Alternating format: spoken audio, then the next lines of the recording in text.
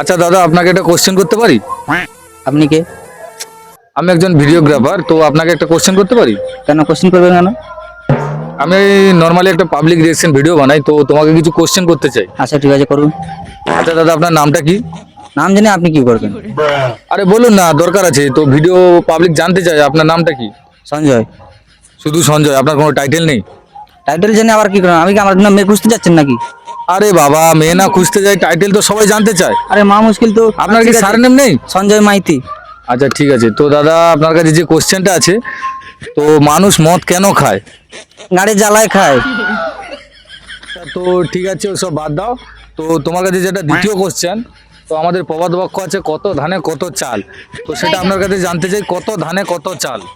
আরে আপনি তখন থেকে শুধু উল্টো পাল্টা প্রশ্ন করে যাচ্ছেন।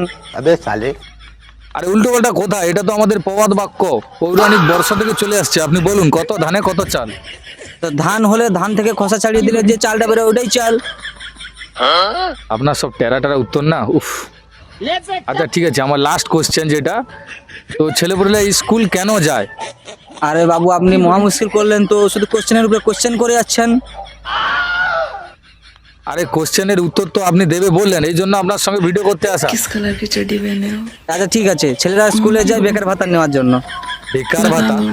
পড়াশোনা করছে, পড়াশোনা করে চাকরি করবো, ওরা বেকার ভাতা কেন নেবে?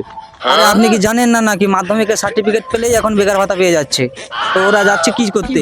বেকার ভাতা পাওয়ার জন্য, যাতে মাধ্যমিকের সার্টিফিকেটটা পায়, তাই স্কুল যাচ্ছে। ও, এই ব্যাপার তাহলে। ঠিক আছে, ধন্যবাদ আপনার মূল্যবান সময়টুকু দেওয়ার জন্য। হ্যাঁ, তো হ্যাঁ, আপনি কি আমার সাবস্ক্রাইবদের কিছু বলতে চান?